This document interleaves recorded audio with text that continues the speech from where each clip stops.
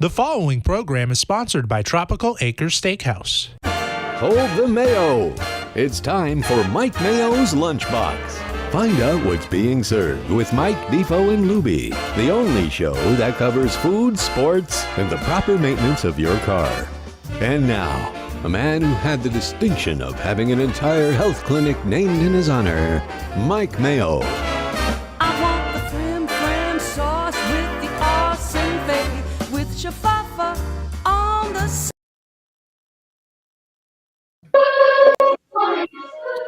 Hey, good afternoon, everybody, and welcome to another week of Mike Mayo's Lunchbox. We are doing a home show for the holiday today. Happy MLK Day, happy Inauguration Day. And there's just one thing I got to say, gentlemen, on this dreary, rainy South Florida day, which is henceforth, I am going to only call the stadium that the local NFL team plays in Joe Robbie Stadium. I am going to make Joe Robbie Stadium great again. And that's it, since we could just name anything we want. Right? How are you today? Speechless. Everybody's speechless. I'm fine. I'm good. Defo's volume's low. It sounds fine on air, and it sounds fine to me. So something's wrong on his end. Yeah, sure. I don't know. I'm trying to just do what we do here and not alienate anyone today.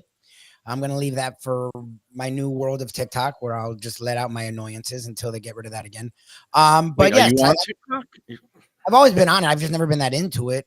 But while it's here, it's somewhere I can go that most people in my world don't see me. So I can just bitch and moan there. But yeah, I don't know. It's an interesting day. And the weather is sort of how I feel. So it actually is sort of in line with exactly how I feel today. But yes, I definitely appreciate honoring Martin Luther King Jr. I'm not one to change his words. That's a little weird, but I guess that just happened in Washington, D.C., which is a little creepy. But I think that's the understatement of what we're going to feel over the next 4 years. So it's a very interesting day today. I had a great weekend. Defo seems to be struggling with hearing, which might be a good thing today, because I just had the volume up on my television set, and the things I heard, I thought I was watching Woody Allen's Bananas. I mean, we were renaming mountains, we were renaming bodies of water. I don't know how the cartographers and the worldwide maps are going to deal with these just broad changes. But again, if the residents of San Marcos could adopt Swedish as their language and start wearing underwear on the outside, Woody Allen fans of Bananas will know what I'm talking about. Then we can do these things. You know what? I wish the man well. I wish him luck. I am obviously remaining vigilant for the future of our country. Everybody who voted, thank you for voting. I know I voted. And even if you don't get the result that you want, sometimes we will have to endure, and hopefully 4 years from now, on January 2029, oh my God, that sounds so far away. Hopefully we'll all still be here in January 2029, and hopefully at that point there will be another president, because I hope one of the traditions that holds is that presidents only get 2 terms. It doesn't matter whether they're contiguous or not. And that, since the days of FDR, and there was a new, I guess, was it an amendment that term limited presidents to 2 terms? Do you know these things? I should know these things. Yeah, there's a literal amendment. It doesn't. Yeah. It doesn't talk about. It talks about it's very vague, which isn't great for the world we live in now. But there is an amendment that talks about limiting the amount of years termed you can be in office. And the other thing that I literally just went online to my Publix Instacart shopping cart, and lo and behold, I'm already disappointed. I want to vote all the bums out. Eggs, Eggland's Best, large dozen, still $4.89 a pound. Promises made, promises broken. What the heck is going to go on? And I think the gas, when I drove by it this morning, was still $3.19. So those who are expecting for a miracle, we will see what happens from here. Defo, can you hear us? Why don't you log out and try rebooting on, which is what the tech people always tell me, is turn your computer on and off and see if something good happens. Meanwhile, we've got a lot of positive things. Great week, and that's the thing that stinks. That I'm sorry I came with this energy. I love you actually have a really good energy. It was a fantastic. I'm sorry to cut you off. Oh, I you're know a fine. lot of people like they get upset. They track every movement. They let the the part of what happens and part is what going to happen is distraction, deflection. This whole business of renaming the Gulf of I mean, Mexico those to the aren't real. Gulf of I know. America. It's just people start yapping about that instead of the truly important things and the dangerous things, which is, what's going to happen with our healthcare and what's going to happen with, is there going to be a prosecution of enemies not based on any laws, and just the fact that President Biden on his way out, Right. basically pardoned his immediate family and anybody who was involved in things that those on the right and those in the MAGA movement have been, braying about for the last 4 years, giving them blanket pardons.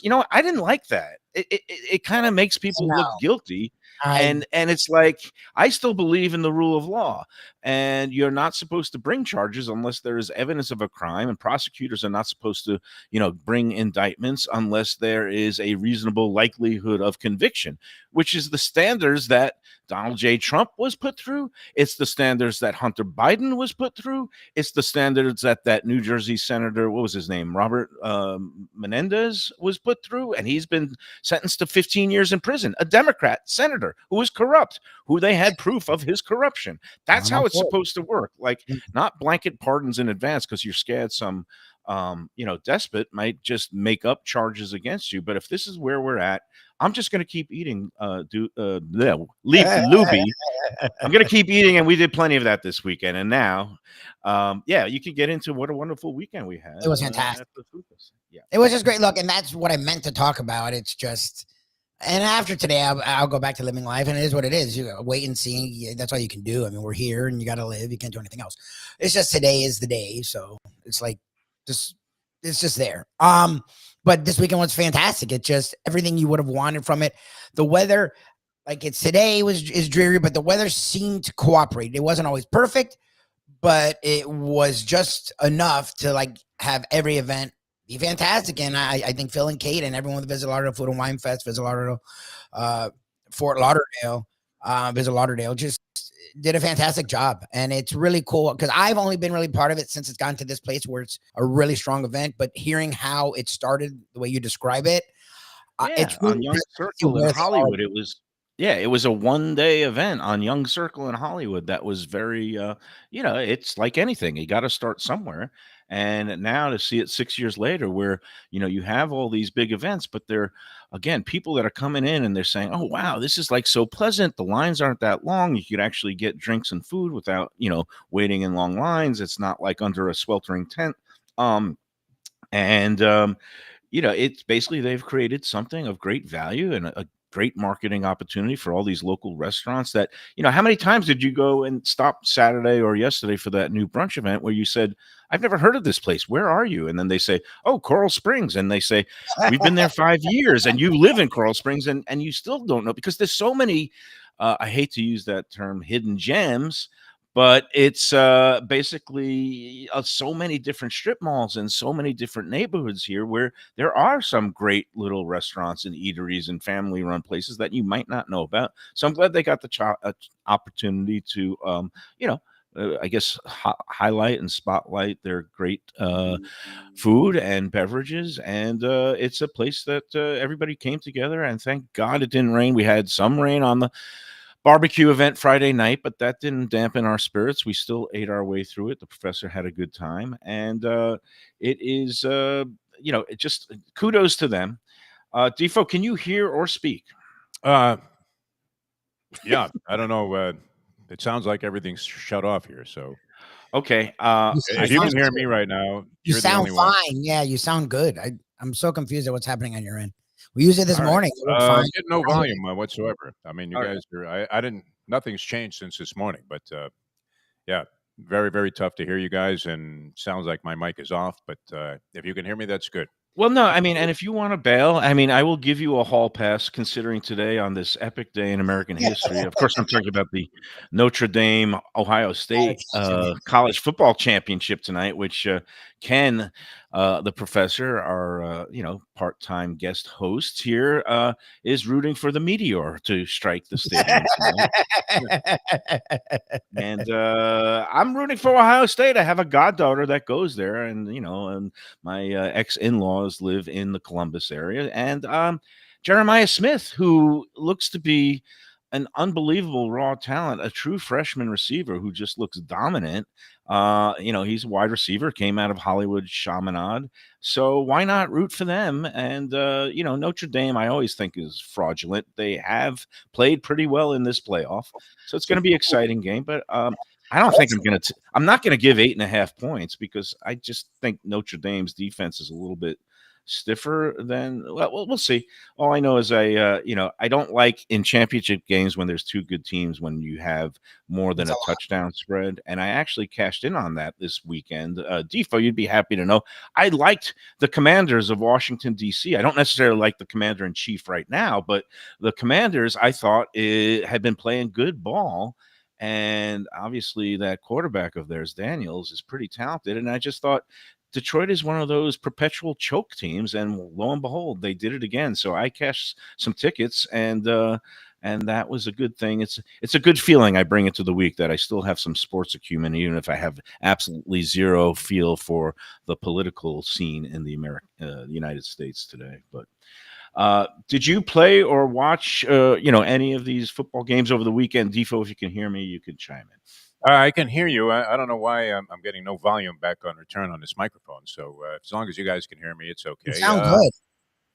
Yeah, we had, and I can't imagine what this is, but because I touched nothing on this board since this morning. But that being said, it was the rare double backdoor push. I don't know if you caught that, Mike Mayo.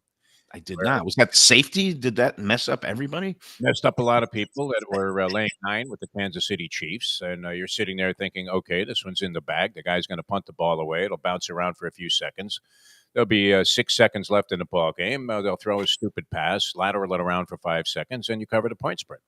Instead, I see this guy running around in the end zone. And what the bleep is he doing? Sure enough, they get the safety.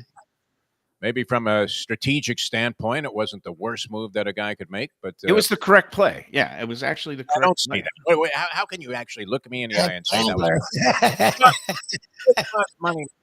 They could have done something else. But anyway, so that happened.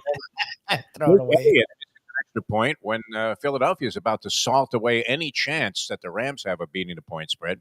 Many people had that game at 6.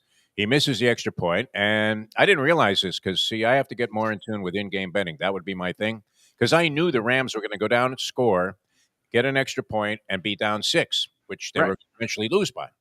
So if you had been smart and on your toes, you would have sent it in on that proposition, maybe changed the total of the game, changed the point spread outcome, and you probably could have made money. But instead, I sat there like a schmuck and ended up watching that bet go up in smoke as well. But 2 backdoor pushes, very unusual. You don't lose the money, but as they say, and we were quoting the great Eddie Erdelatz. I don't know if you're familiar with that name, being a sports writer for many years. I don't know that name. I do not. No. Eddie Erdelatz was the Navy coach who supposedly tied a tie is like kissing your sister into football for the first time. Mm-hmm. So that's the way that went. And so that part of it was kind of interesting. And the other 2 games, I was happy to see Detroit go down just because everybody loved them. Commanders are a pretty good story. And in the game last night, Buffalo Bills, I found myself rooting for the Bills, believe it or not. Because we're all sick of I'm sick of Kansas City, and I think the Bills have the better chance of beating Kansas City. Maybe I'm wrong, but again, what that town has gone through with losing 4 consecutive Super Bowls? I think I was there at all of them. I just think they deserve a little something. They deserve a championship. So yeah, why not? But your friend that was holding the ticket that was almost worth $500,000. What did he do? Oh, I don't know. I haven't spoken to him. I didn't want to be one of those guys that said right after the final penalty, hey, how'd you do? You mean you didn't text him while that 2-point conversion was being dropped? Oh, no. I mean, think about that. Why the odds are so prohibitive. Look at what this guy had to overcome. He had to win the 4 previous championships. And then he was going to have to get the Ravens not only by the Bills in a difficult spot, but then by Kansas City and then by whoever represented the NFC. So he was several steps away from cashing the ticket. Probably Yeah. sold it for, I don't know, maybe Well, half the value. That still would have been worth it. But I well, don't know what he did. I'll find out. if he bet through the Hard Rock app, they usually offer what they call these cash outs. It's like an insurance thing where, like at blackjack, you could surrender your hand and get even money. I imagine that after the Ravens won last week, that he could have, gotten some sort of consolation on the ticket, probably to the tune of $80,000 or something like that, that the house didn't want to lose the full amount. I don't know that for sure. But again, when I asked that to a table full of poker players last week and describing the ticket, they all said no matter what the cash out was, they would have taken the cash out just for, getting 6 of the 7. I know you explained the guy already cashed a ticket for like 70 or 80,000 that didn't have this year's Super Bowl winner on it. So I guess why not when you're playing with house money? But when you see that guy dropping that 2-point conversion to see that whole ticket go up in flames, I don't want to make any LA jokes, but yeah, it's kind of probably like the same kind of sickening feeling. So, Like the Argentine tango takedown, yeah. where everybody in my circle of acquaintances and friends was about to make thousands of dollars. And then all of a sudden, some schmo is running along the track apron. He says, "There's a trainer's objection, a trainer's objection." And we're thinking a trainer's objection. I mean, that's an immediate toss. That's being tossed like all of these pardons are being handed out right now, both sides. And sure enough, it held up on the most bogus call we've seen since the referees that were officiating the Patrick Mahomes couple of penalties that were administered on the Houston Texans in that game. And yeah, they took it down. It's just bitter disappointment. You see tons of money going up in smoke. I don't know. He wasn't inclined to hedge this guy. This is a guy of means. So Right. he's trying to become the stuff of which legends are made, which he would have been $50 to win $500,000. That puts you in the all-time archives of gambling degenerate Hall of Famers. So I'm not sure what he did, but I'll find out. I'm going to give it a couple of days just in case. Right. Let the wounds kind of heal a little bit. His home or anything. He's probably setting fire to himself after that guy dropped that pen. Now, the former sports writer in me, I mean, I could go into a lengthy dissertation about why Andy Reid is a good coach and why that was the proper move, even though it upset and infuriated lots of bettors. They were up by 11 points, and they had to basically punt the ball with 14 seconds left. Now, in the worst case scenario, if you punt there, you can have the punt blocked and returned for a TD, and then the Texans could then recover an onside kick and score another touchdown and conceivably win the game. By doing what he did, Andy Reid basically assured victory.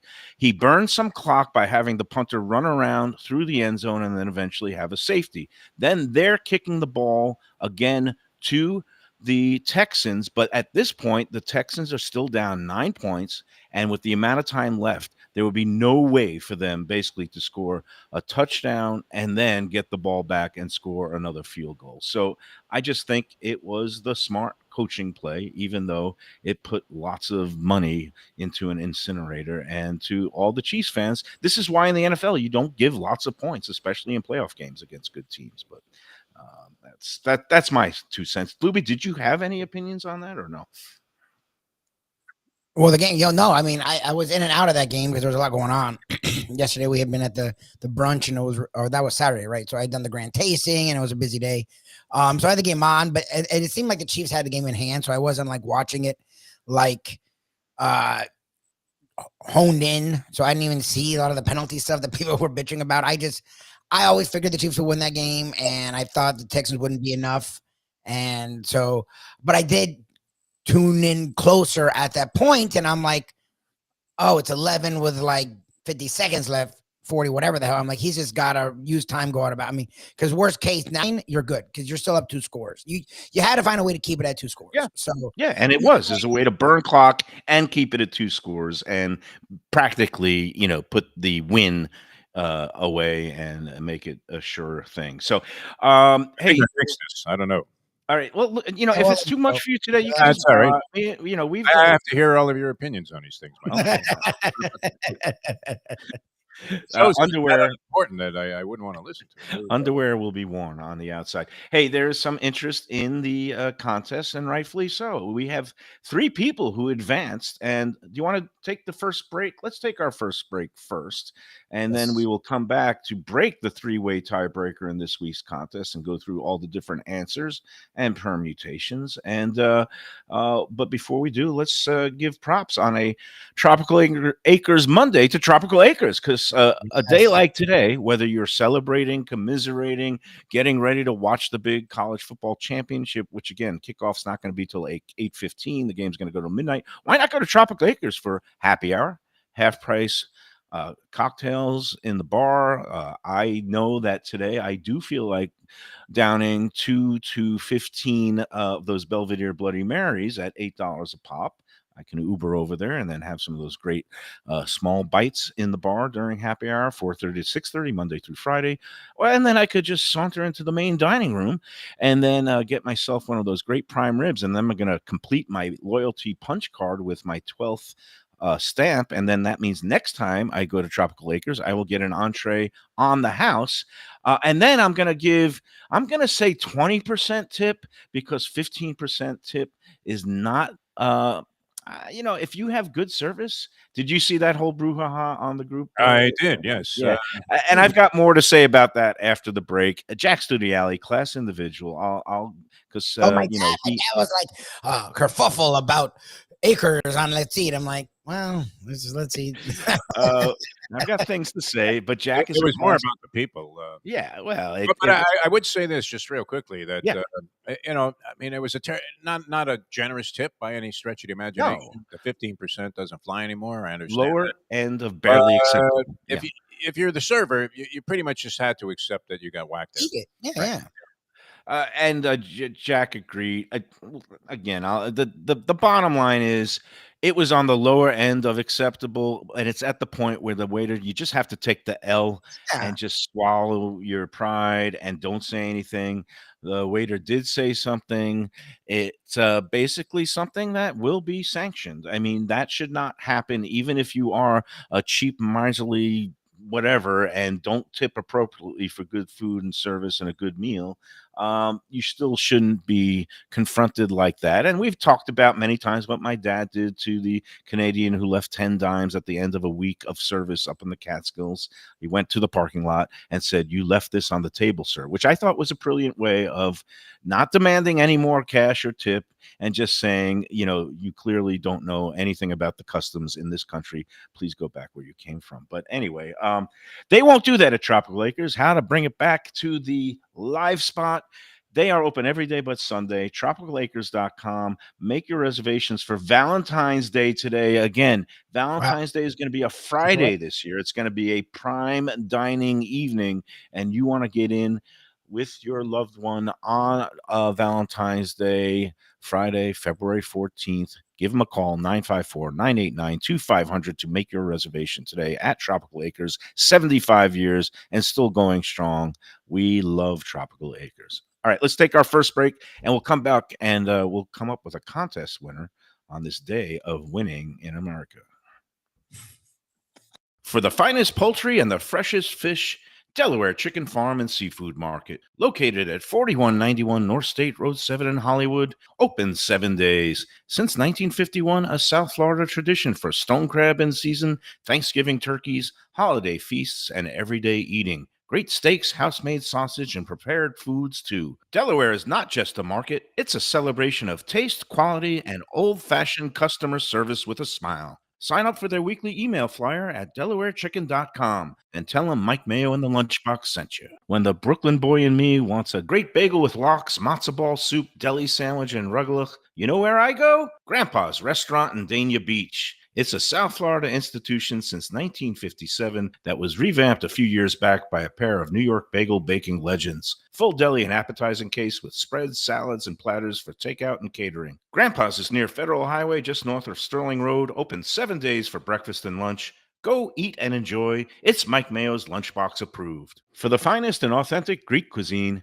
Taverna Kima is the place to go. 6298 North Federal Highway in Boca Raton. It's been around for nearly 2 decades. Every day is a feast with grilled lamb and fish, house-made spinach pie and moussaka, gyros, traditional dips, mezes, with soft, warm pita. It's open 7 days for lunch and dinner with happy hour daily from 3 to 6 p.m., indoor, outdoor, private dining, and they are now featuring a monthly lamb roast brunch on the first Sunday of every month. So celebrate life at Taverna Kima for reservations. Looking for great seafood that's a little further inland? Luke's Seafood and Grill. That's Luke's with a C, 5511 South University Drive in Davie. Luke and Roxy, they're a great couple with great food. It's a mom and pop shop bringing the freshest fish and seafood to Western Broward. Some of the best jambalaya and fish cakes around. And Scooby Dooby Doo, where are you? You can find his famous Scoobies, those sauteed crab claws, right there on the specials board most days. Oh, so good. So take a trip to University just north of Sterling today. Lunch, dinner, closed on Mondays. Tell them Mike Mayo's Lunchbox sent you. When people come to me and say, Mike, where should I go out to eat? I got guests coming from out of town. Where should we go? Cafe Seville. That's the answer. 2768 East Oakland Park Boulevard. It's a Fort Lauderdale perennial, serving the finest in Spanish and continental cuisine in a cozy, friendly, comfortable setting. Joey Esposito and Sally, his better half, they've been running the place for a long time. It's been open since the 1980s. They got great Spanish classics like paella, shrimp with garlic sauce, and all kinds of great seafood dishes. The stuffed veal chop, oh, that's my favorite. Go to Cafe Seville. It's open every day but Sunday at 5 p.m. for dinner. Tell them that the Lunchbox Mayo and Defo sent you. Feel like getting away without leaving town? Then you got to check out the House on the River in Fort Lauderdale. It's a beautiful restored historic home with indoor and outdoor dining right on the new river. You'll think you're in Charleston or Savannah. It has a gorgeous patio, porches, and private dining areas, and it offers unique experiences perfect for a date night or fun times with friends and family. It has weekend brunches, happy hour, dinner Wednesday through Sunday. There's also a high tea on Friday and Saturdays, and the popular House of Veuve Champagne experience on weekends. The House on the River is in Fort Lauderdale's Himmershey district, just south of the Science Museum. For reservations and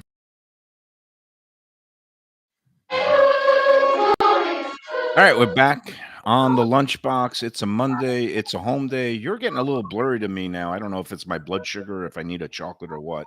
Lubie, your screen is blurry. It might be, but you know what? Nobody cares about our problems. We're gonna be trying to make the Lunchbox great again.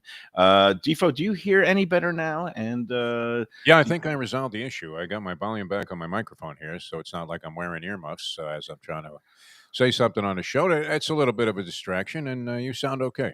oh, that's good. That's Yeah. good to hear. And you know what else is okay is the upcoming meatball battle, a night of meatballs and boxing.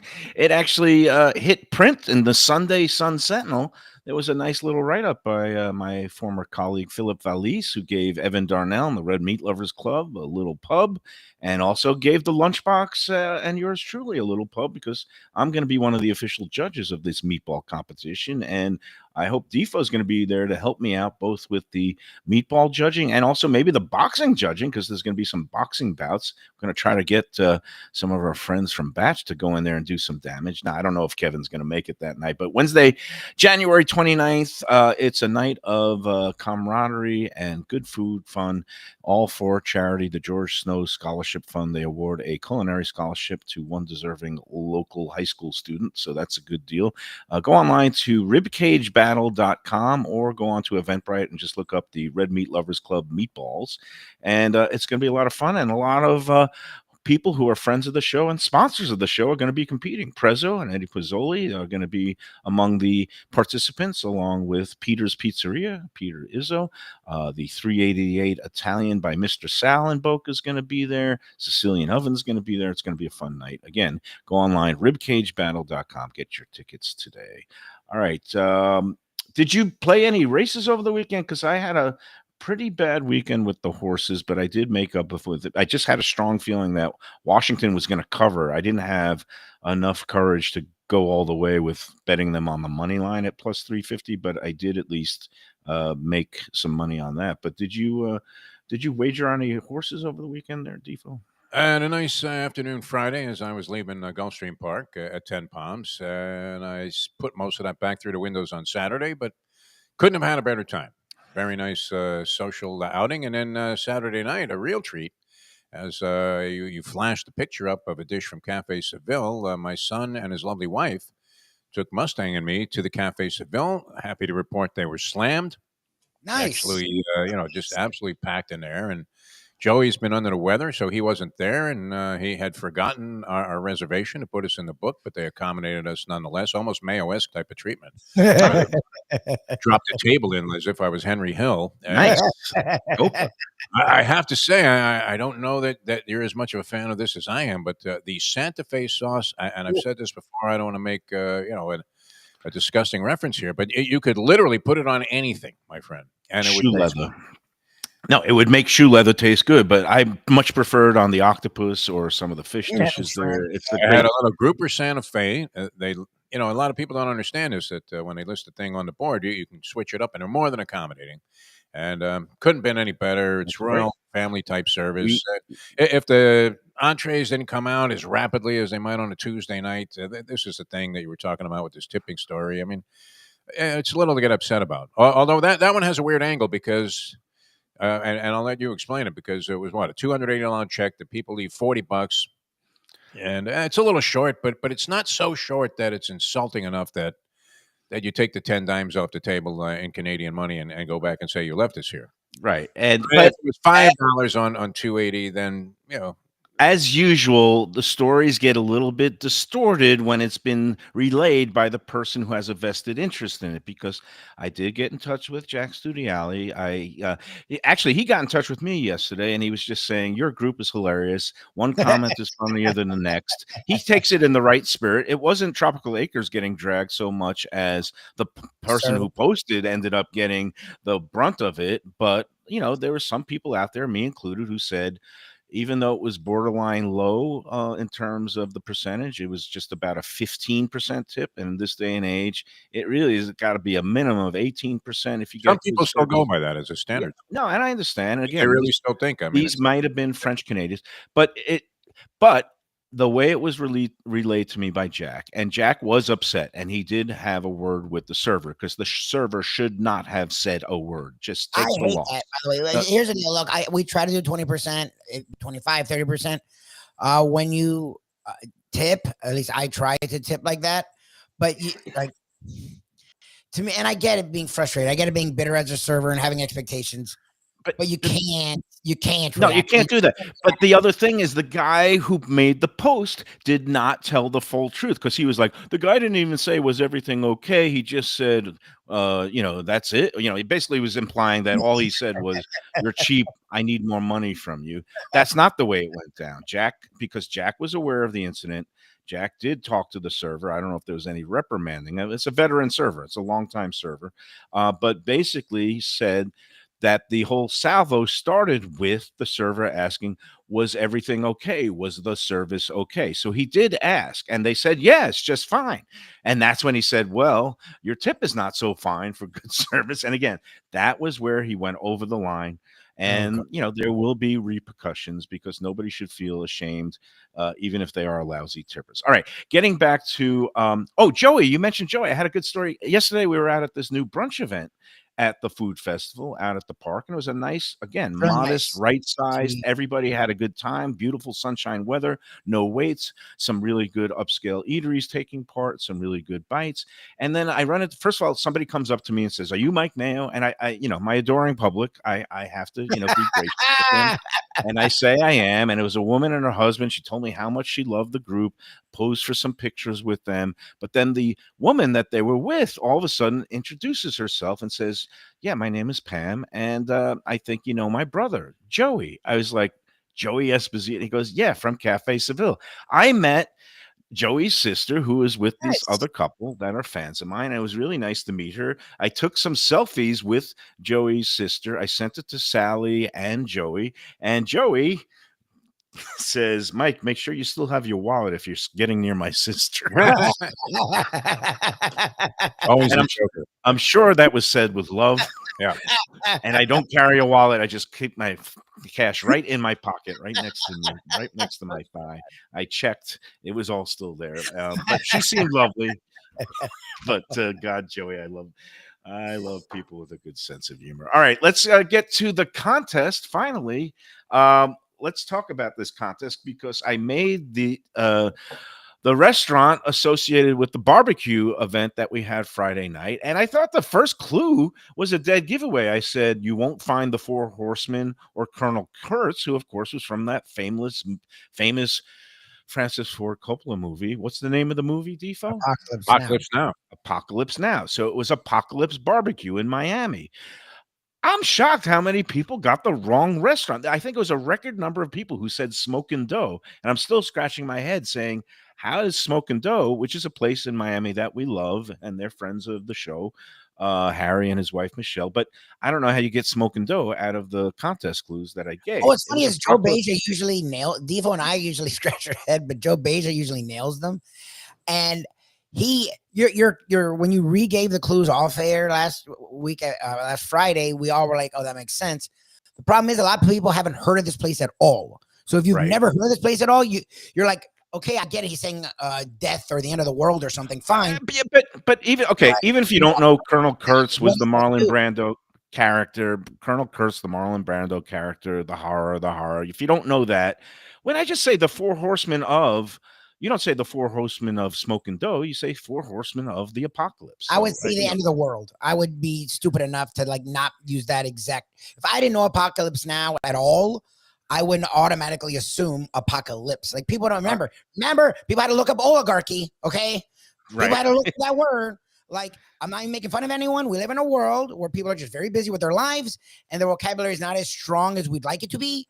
And not everyone uses words like apocalypse. I'm not making fun of anyone. I'm not judging anyone. No, It's that's it. just where we are now. So they would Bottom think line, about apocalypse. there's still plenty of other contestants who did get the answer. And then plenty of contestants. There was a lot of scratches in the feature race.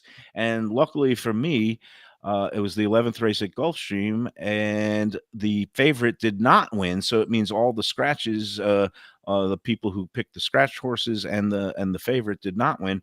The winner was number 11, and the name of that horse was King of Ashes. And basically, then it went to the Bills-Ravens game, and three contestants. There was six who went to the tiebreaker. Three picked the Ravens, three picked the Bills, and all three who picked the Bills winning by 3 points. They won by 2. So we've got three slips of paper. There's number 1 going into a bowl. There's number 2 going into a bowl. There's number 3 going into a bowl. Looks like a first-time I don't know, first time competitor, but first time definitely in the running to win. Gloria Sikowski is one of the 3 in the bowl, along with Maria Frandino, who has won a couple of times, but not lately. And then no contest tiebreaker would be complete without a member of the Koch family. So Gregory M. Koch is in the bowl. Those 3 had the Bills winning by 3 with the other things. All right, I'm going in here. I'm looking away. I'm spinning around 3 different slips of paper. I'm pulling one out, and 2 others remain in the bowl. And we are going to see which winner we have this week. And it is, of course, Gregory M. Koch. So the Koch family continues their run of dominance. Congrats to Gregory M. I got to admit, I was pulling for the first timer, Gloria, but that's not the way the luck of the draw works. Of course, I can open up the other slips to prove that everybody had a fair shot. But Gregory M. Koch, you and a guest have won an all-expense paid brunch for 2. There's Maria, not the winner this week, but at Gulfstream 10 Palms. And I don't think we should make it this Sunday, although they are doing their usual Sunday brunch. This Saturday is a big day. It is Pegasus Day, and I know Joe and his crew. And there's Gloria. Keep trying, Gloria. You came very close. And anyway, brunch for 2 at some point in the next 3 months. That all expenses, including 1 mimosa, tax and tip. But if you get some more extra drinks, make sure to tip appropriately. Okay, thanks. That does this week's contest. And Now, it brings me to a couple of other things that we had on the group this week is bugs on a steak on a wooden board. Did you see that post yesterday? I Okay. did see that. Yeah. Um, That, well, that would be, I mean, a major turnoff. There's no doubt about it.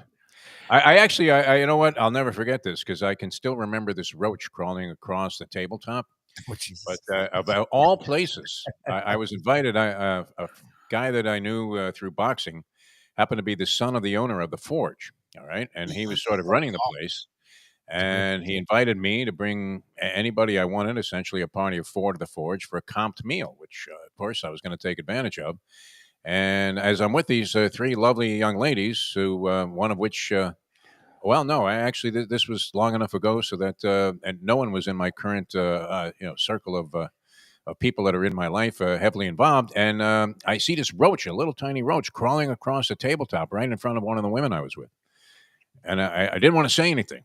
But there you are at one of the finest of establishments, right? I don't know if it came up from the wine cellar there, or it was sniffing a little Lafitte Rothschild, but cardboard boxes are. so what do you do? I mean, is that going to turn you off from eating the entire meal? If it was on the food, though, that's a whole nother story. What place was this? Did they? What Immediate- Okay, so here's the deal, and this also caused some confusion and consternation. The way the person phrased it was that it's a place that she's gone to frequently in the last years, like 7 times, and she's had nothing but good experiences, but that this time she went and she was served a steak, and she described it as numerous baby roaches crawling Jesus. on the platter. I guess it was a place where it's not served on a traditional plate, but like on one of these wooden boards. And that I don't know if it was crawling underneath the from underneath the platter, or it made it sound like on the steak itself. Which question number one was, who was doing expo that night? In the Yeah, restaurant it's business, great. the expediter is supposed to be looking at every plate and making sure that it also looks presentable and has no bugs crawling all over it. But number two, basically, if that happened to me, that's obviously a major turnoff. It's almost a deal breaker, but you're supposed to summon the manager or owner immediately, show them this is what's happening. Some places think that people bring in their own bugs and import their own bugs. Some places, and some people might try that angle too, like where you bring in a dead bug and throw it on your plate and try to get a free meal after you've eaten it all. I put nothing past anybody. But in this case, when somebody's making an allegation of a health or safety issue, we don't allow people coming on the group and say, I went to, restaurant X and I got food poisoning. That's something we don't allow. And it's the same thing with bugs or rodents. You can't say I went to restaurant X and I saw bugs crawling on my plate. In this case, she was just asking, what should I have done? Which is why we allowed it without the restaurant name. And if she put the restaurant name, it would have violated that rule. And I posted this morning what people should do if they encounter a bug, or if they think they got sick from something they ate. You're supposed to immediately, at the time of service, or if it's a food poisoning issue, when you get food poisoning, call the restaurant, tell them what exactly happened, get in touch with their ownership or management and say, hey, I had the tuna ahi special last night and I was up all night vomiting and blah, blah, blah. And I had to go to the emergency room. Did anybody else have the same thing happen to them? Because it's happened to me where I've called somebody and they said, yeah, we had a problem with our chicken last night, or something like that. You call the restaurant, and thing number two is you go online to if you just look up restaurant, Florida restaurant complaints, and it'll bring you up a website that's from the Division of Professional Business Regulation, which actually handles the restaurant inspections in state. It's not a local health department. It's the state that handles restaurant inspections. There is a form there where you could report an issue, whether it's bugs or food poisoning. And then you list your issue. You list, have all the specifics and when you ate, what the name and the address of the restaurant is. And that's how you're supposed to handle that kind of thing. I hate to belabor the point, but people now, they just think you're supposed to be judge, jury, and executioner online And that's not how it works, because people bend the truth, embellish the truth, they lie. They're out to get some restaurants if there was a personal issue of people getting fired. So that's why we have this process and these rules in place. So, but we did allow the whole thing, because the intriguing part was the woman had been there many times and liked the restaurant. And what do you do when a place that's on your regular rotation kind of utterly fails in a spectacular fashion? And I don't know, would you ever go back, or what would be your thinking there, Defo? That's questionable. I mean, would I go back to the Forge after seeing the roach on the table? Probably so. Although they're out of business now, right? I think Yeah. a long time ago. It depends on how it came about. Look, there could be an insect that infiltrates some service. You don't know where it came from necessarily. But since she liked the place so much, I don't know. It sounded like it was resolved in at least somewhat of a non-acrimonious fashion, and that they were satisfied that the people were legitimately concerned. Yeah, I'd probably go back. I mean, I've seen, sure, everybody has at one point in time seen some rat flash its way across the floor in a restaurant. Ooh, I've never seen that. But I mean, stuff happens. It wouldn't necessarily dissuade me from ever going back there again, just depending on how the whole thing went down. So here's my thing. Look, and this is something people get worried about, and I don't. We've talked about this. We're in South Florida. If there's like a fly, or there's even like a little ant, or like something crawling on the table, that actually doesn't bother me, because I've lived here my whole life. Bugs find their way in, even when you're inside. I don't hold that against the restaurant or the establishment. What I will say is, if I had a plate and there were just bugs on it, bugs crawling on the plate, I obviously don't want that plate. And I don't know if it's a question. I don't know if I'm just making a statement, and I'm curious what you guys would say to it. But and I'm not the one, like, even the hair things never bothered me. Like, Shirley gets, I don't, whatever. Hair happens. Hair skews me out, especially when I bite into somebody else's you don't hair. want to eat it's it. a real turn off. But I actually don't even complain. If you do complain, there's nothing wrong with that. I don't. I just say it's hair, whatever.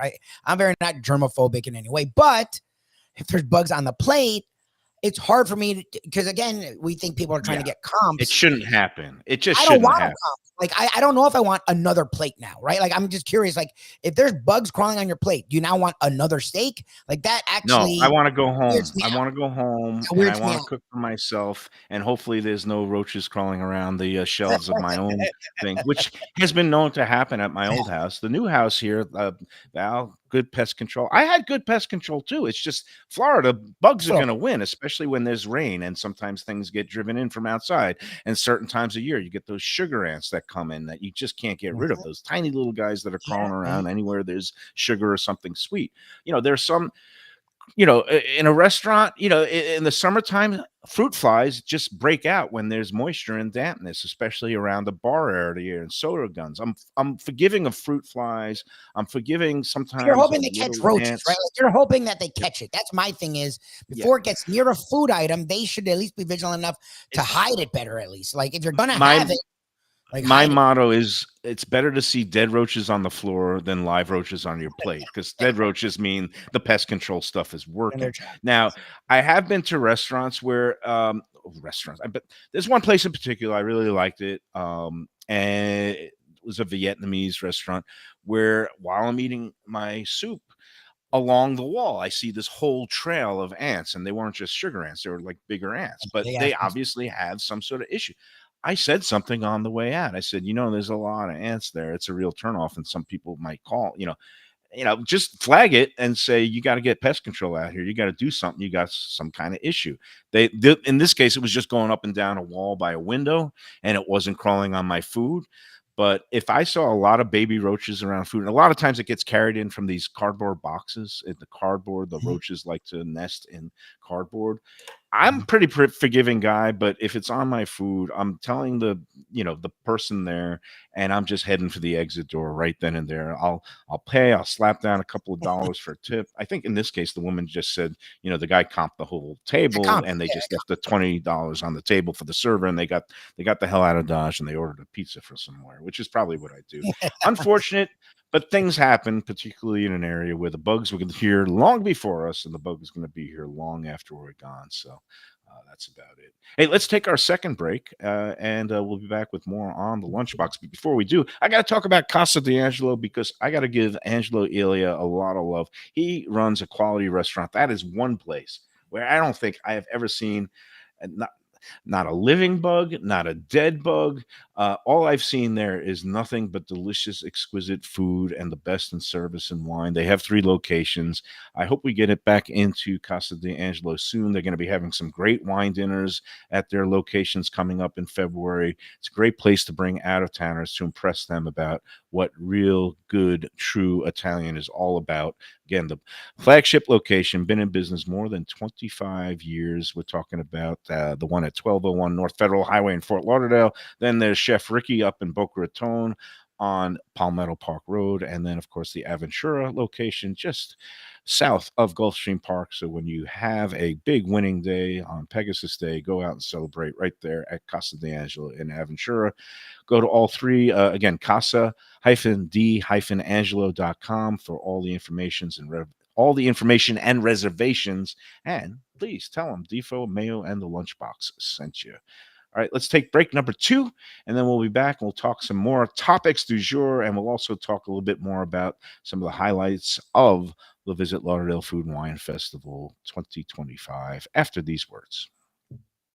Hey Lunchbox fans, is it time to sell your business? You've poured your heart and soul into your restaurant or business, and you want to see continue the legacy you have built. Transworld can help. Call me, Andy Cagnetta, at Transworld Business Advisors right now and see if it's time for you to retire and relax. Iconic brands like the Mai Kai, Mulligan's, Carlos and Pepe's, Mangoes, and many more turn to Transworld to help sell. Contact Transworld on Facebook or call 954-772-1122 or visit tworld.com. Again, that's 954-772-1122 or tworld.com. When I'm looking for some wicked good food for a wicked good lunch, there's only one place to go. That's Wicked Cheesesteaks in Fort Lauderdale. It's at 4824 North Federal Highway, just south of Commercial Boulevard and across from Holy Cross Hospital. My friend Brian there, he will hook you up with some really tasty treats. They've got cheesesteaks, just like the best you can find in Philly, along with lobster rolls, because that's where he's from, Maine originally.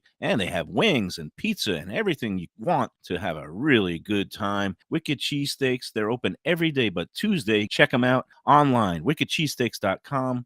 Tell them the Lunchbox sent you. If you're looking for a great place for steaks, seafood, and more, go to Tropical Acres Steakhouse and Butcher Shop. It's at 2500 Griffin Road in Dania, just west of I-95 in the airport. They've been there a long time, since 1949. That means they're doing something right. You'll get old school hospitality from the Studiali family, along with great value, for tremendous service. Of course, you could also go into the bar for happy hour every day, 4 to 6, and they have great value all night long. Also, a butcher shop that's open every day from 10 a.m. to 6 p.m. except Sunday. The dining room is open every day at 4:30 except Sunday. Go to Tropical. When people ask me about the best restaurants in South Florida, Casa d'Angelo is always at the top of my list. First-class dining, top-flight service, elegant atmosphere, and chef-founder Angelo Elia is legendary. The flagship in Fort Lauderdale has been serving the finest Italian cuisine since 1997, with other locations in Boca Raton and Aventura. As Angelo himself says, they have an unwavering commitment to unparalleled quality with meticulous attention to details. It's so good, with house-made pastas, pristine seafood, unique meats like elk chops and bison, and seasonal specialties including fragrant fresh truffles from Italy. All locations open 7 days for dinner. Reservations recommended. For a special occasion or any occasion, Casa d'Angelo. Tell them Mike Mayo sent you. Delicious Mexican food with innovative twists. Margaritas with a medley of tongue-tingling flavors. I'm talking about Taco Craft, Taqueria, and Tequila Bar. The place to go on Taco Tuesday and every day. It's located at 510 North Federal and Highway in Fort Lauderdale, and also in Lauderdale by the Sea at Plantation Walk, and soon in Coral Springs. Taco Craft has specials every day, including bottomless drinks for a Sunday brunch, and Taco Tuesdays with their $4 premium tacos, including their new birria tacos with bone marrow broth. Oh, It's so good. They've even made a taco lover out of me, and they've got so much more, including fajitas, that open-faced smashed cheeseburger tortilla that's new, and a guacamole sample that's an explosion of flavors. The kitchen is open late. There's delivery and takeout. For more information, go to tacocraft.com. Tell them Mike Mayo, the Lunchbox, sent you. Hey, it's Mayo for Gilbert's 17th Street Grill. You know me. I love family-run places with quality food at fair prices, served with passion and pride. And that's why I love Gilbert's. For more than a decade, Lenore, Beth, and Richie Gilbert have been serving up the best burgers, wings, ribs, salads, and desserts. It's a fast casual spot. Everything prepared fresh to order from an immaculate open kitchen. They're at 1821 Cordova Road in Fort Lauderdale in the Cordova Shops just south of 17th Street. Open every day but Sunday. One of my favorite burgers in South Florida. Big, round, juicy pucks of 100% Angus beef, char grilled to perfection. And don't miss the sweet potato fries on the side. They're legendary. Go to Gilbert's, feast, and all right, we're back on the Lunchbox, a home show on a dreary January day, but that's okay. That is always poker to be played somewhere indoors. Probably doing that later. It's good this past weekend. I saw a friend of the show and old Sun Sentinel colleague, Bonnie DePacio. Not meaning that she's old. She's an old friend of ours, but she's down here visiting from North Carolina, and she and Val went out for an excellent meal Friday night while me and the professor were getting soaked at the barbecue event, and while you and Defo Lubie were getting your laughs in at the Paul Mercurio, which I didn't ask you about. They went to the Catherine. They had a spectacular meal at the bar because they got in there late, and they did, but they had a nice meal. So thanks to Timon and Marissa for getting them in at the bar, and they had a good time. How was Paul Mercurio, by the way? Lubie, I mean, I have an opinion, but Devo can give his. No, he was great.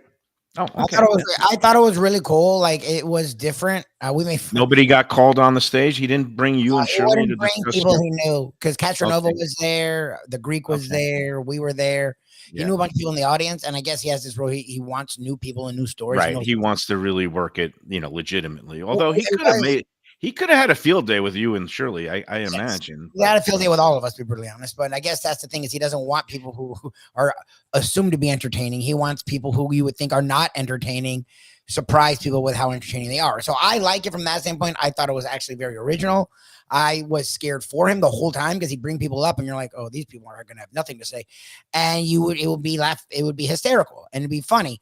I did think this, and it's funny to talk to Defo and Greek, to people who have been in the business a long time, to people who have literally spent hours talking. I thought this too, as we've done 4-hour shows, or we had for years. I was like, good for him that he's getting all these people to do his work for him. Like, and the Greek and Defo both were like, the first thing they said to me when we met up after, we're like, I was impressed that he's getting paid so much to have them do his work. And I was like, damn, that's kind of like me on the Let's Eat group. I let all the other people post everything, and I just chime in with my little one-liners and snotty remarks. And people, yes, that's actually what the whole show was. It was because he said, oh, I do some stand-up. He didn't do really any stand-up. He told a couple of stories himself, but it's really him bringing people up. And then when they say funny stuff, we laugh. And then he does what he did on the show. He's very quick. Yes. People remind me of each other. They're very quick. Like, they pick up on the moment and they throw one-liners out there. So I enjoyed it a great deal, but I will say it is different. Like, it's not, when he calls it a one-man show, that feels more like what it is than stand-up. It's not really stand-up. It's living in the moment and laughing at just life is what it felt like. I'm very excited because I love comedy and I like stand-up. I don't like paying $200 to see shows, which is what they're getting now at the Hard Rock. Jerry Seinfeld is going to be there this weekend. But what I'm really excited about is one of my favorite comedians, who basically was, canceled at one point for his past transgressions. But Louis C.K. is coming to the Miami Improv in Doral in February for a couple of shows where he's working on new material, and it says that right on the ticket site, which there's going to be some rough patches and it's not all going to work. But for $35, the nights of February 17th and 18th And again, $35 to see somebody of Louis C.K.'s caliber at a smallish club. I jumped on those because they added second shows both those nights. The early shows were sold out. Then they added 9:30 shows, and I was able to get some. So I'm looking forward. I love seeing good live comedy, even if it's raw and not fully fleshed out. So that's going to be exciting. Just like the same way that I love going to this food event and seeing a lot of friends from the business. It was funny. Kate made me do a spit take yesterday, actually, toward the end of the brunch. Again, it was a spectacular new ticketed event. It was a long week, a lot of events. Everything went off without a hitch. Phil has to deal with sometimes putting out fires. And when I saw him over the weekend, he looked a little bit grumpy and down. Like the only time I went up to him, and I never went up to him again because of what happened Saturday when I got to the grand tasting, the VIP area, there was a woman that we used to work with, Shay, at the radio station. I did some trivia stuff with her. So I went to say hi to her, and she's talking to Phil. So I went to make a joke, and I'm like, they're in a conversation. I wasn't trying to interrupt the conversation. I was just trying to be like, oh my God, two of my favorite people. Phil ignores me. So I'm like, yeah, I love these two. He's still ignoring me. So I look in his face, and he's like, I'm trying to talk to her. I'm like, okay. That's it. Well, the man, it's like when I get locked in before a show, you can get very 100%. crabby when he's dealing with something. And even though he should have He wasn't crab, he was just focused. Yeah, I wasn't mad at him. I felt bad. I'm like, oh, I forget. Like for me, this is our work's done. We're having fun. For him, this is the freaking Super Bowl. I've learned when he's in the zone like that, don't even try to bother him. Don't say hello about it. Every time I saw him walking around, he looked like he was intense and doing something. And then when I saw Kate toward the end yesterday, I gave her a big hug. It's like the end is near. And I was like, is everything okay? Because Phil just seemed really grumpy every time I saw him the last 2 days. And she just looked up at me and said, and I took a swig of this good beverage, and she said, he just needs a nap. And I just spit it out because I just imagined like little baby Phil on her shoulder, like Kate burping him and then saying, now, you just need a nap. And just that image made me laugh, and it was good. It was the spit take that I needed. I spit all over Kate, but she understood. So that was a little faux pas there. All right, let's take our third and final break, and let's talk about if you are going to be entertaining anybody with the big game coming up. There's championship game tonight, the big NFL games coming up the next few weeks. The platters of either seafood, stone crab, prepared items, roasted chicken, whatever you want. They'll even cook burgers and sausage for you. Delaware Chicken Farm and Seafood Market. Gene and Jose, they do a terrific job. Go in there, 4191 North State Road 7 in Hollywood. Go online to DelawareChicken.com for their weekly specials. Sign up for their newsletter. You'll get all the latest info of what's coming in, what's going on.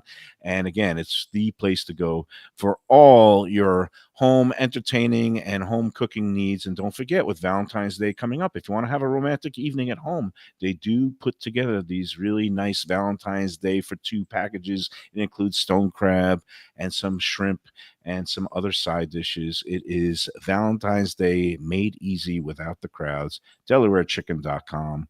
Tell them the Lunchbox sent you. All right, let's take that final break, and we'll wrap it up for today on the Lunchbox after these words.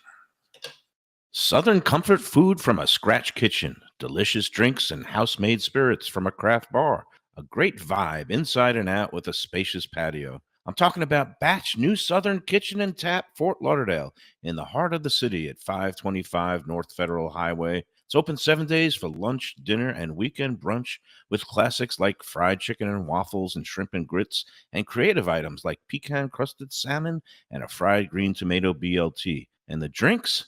Smooth sipping and so good. There's convenient free parking and a garage next door, happy hour at the bar, an entire patio, 4 to 7 Monday to Friday, and live music every Wednesday, Thursday, and Friday. It's pet and people friendly and with cozy fire pits for when the temperature dips.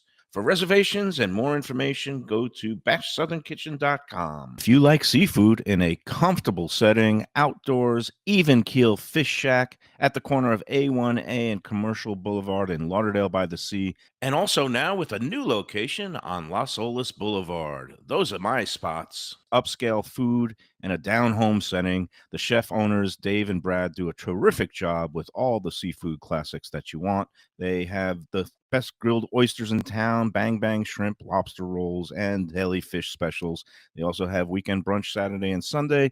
They have deli happy hour 4 to 7, and they also have other weekly specials like mussels on Monday and oysters on Tuesday. Go to Even Keel Fish Shack and tell them that the Lunchbox sent you. If you want great Italian food in a beautiful beachfront setting, have I got the place for you. Casa Calabria at the Ocean Manor Resort, 4040 Galt Ocean Drive in Fort Lauderdale. Highly rated across all the restaurant review platforms and totally Mike Mayo's Lunchbox approved. Delicious, authentic Southern Italian food in a cozy dining room overlooking the Atlantic. Live music in the lounge, full bar, and a great wine list.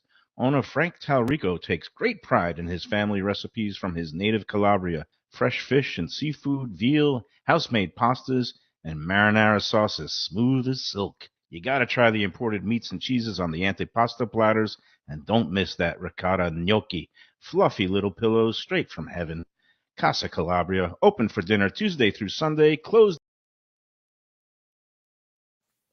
Fresh local fish, a sophisticated setting. I'm talking about Corvina Seafood Grill. It's at 110 Plaza Real South in Boca Raton, just south of Palmetto Park Road. It's the place to go for the freshest and local seafood and fish, some of it with a Peruvian twist like their great ceviches. It's open 7 days for dinner. They also have happy hour 7 days a week. You don't want to miss it. It's a great place. CorvinaBocaRaton.com for more information and reservations. All right, we're back on the Lunchbox. One quick thing before we go today, gentlemen. If I were to name like one appliance in your kitchen, if it breaks and you have to immediately go out and get one, you can't even wait for Amazon to bring it in the next 5 to 7 to 12 hours. What do you think it would be? Because it happened to me this morning. I think, Lubie. It's microwave for me. I mean, I use a microwave like Really? in the fridge. I mean, I guess a fridge. We did that with a fridge in the past and a microwave. Those are the two things that I would need pretty quickly. Yeah, fridge is pretty important. You got to get that within 24 hours, 48 hours because of the, otherwise you got to get an ice chest. You don't realize how much you use a fridge. Like, you literally then have to just eat out all the time. Like, if you don't have a fridge, you can't bring anything home. True. Here's a hint. I'm holding the mug in my hand here, and you got my Your coffee maker. Coffee maker. Like, you need that coffee in the morning. Luckily, Val has one of those Keurig, K-cup things where you could brew the single cups. But I like a big pot of really good coffee in the morning, and coffee maker went out. So I ran out to first. Whatever. I got to Brandsmart, and you know how cheap I am. Here's the crazy part. First, I went to BJ's Wholesale Club, and there was a Mr. Coffee for $39, but it had the wide basket, and I have the V-shape, cone baskets. Like, I already bought 300 of them, and I don't want to have to throw all of them out if I buy the basket. So then I went to Brandsmart, and they're all more expensive, but I got the Cuisinart that was $99 because it had the special V-shaped. Those things are like $6. I know, but I just like the Cuisinart, and also this is a good. I tested it out. I got my new coffee. It actually has temper control. You could brew it so it comes out really hot, and I love a really hot cup of coffee. And you could also boost it so it comes out really strong. So I'm very happy with my $99 purchase. That's it. And I'm happy you're not grumpy Mayo today. So thank God for the coffee. I've got my caffeine, and all is going to be beautiful with the world. I'm going to go to the Publix tomorrow. The egg's going to be 99 cents. And there'll be no more inflation. All those tariffs will be absorbed by the countries and the companies, and it's going to be great. I just can't wait. I'm so excited about the next 4 years. For entertainment value alone, it's going to be just a wonderful thing. All right, Defo, I'm going to let you go. Thank you for bearing with the technical difficulties, everybody. And then tomorrow, we got a busy week. We're going to be at Taco Craft in Victoria Park tomorrow. Oh, nice. With our friend Mark Falsetto. They're going to be debuting, I think, a new menu there or some new menu items. Wednesday, we're going to be at Luke's down in Davie with our man Luke and Roxy, and that's going to be a 2:30 post time. I hope you could chime in from home if you can't make it in person, because Luke always loves talking sports with Defo. Thursday, we're going to be at Gilbert's, and Lenora's going to bust my chops. And we're going to start a little early because somebody has a doctor's appointment. So we're going to start up at probably 12:30 on Thursday at Gilbert's. And Friday, of course, 10 Palms at Gulfstream is going to be a busy week. Come on out to any of those restaurants because they're going to all be serving lunch in service at the times where they're doing the shows. And we love seeing our adoring public. And I'll take selfies. And, if you are related to one of our sponsors, I'll keep my wallet close by. So that's it. All right. Enjoy the game tonight, everybody. I'm taking Buckeyes all the way. I hate giving 8.5 points. I don't like the 8.5, but I think the Buckeyes are going to win and cover. Yeah, we'll see what happens. Do you have a prediction, Defo? Not a great feeling. I think Ohio State wins the game. I'm not sure about the points. All right. That's definitely a tepid better right there. He's going to sit out and await better opportunities. Yeah. That's it. All right, everybody. We'll see you tomorrow at Taco Craft. Until then, enjoy every cup of coffee and enjoy every sandwich.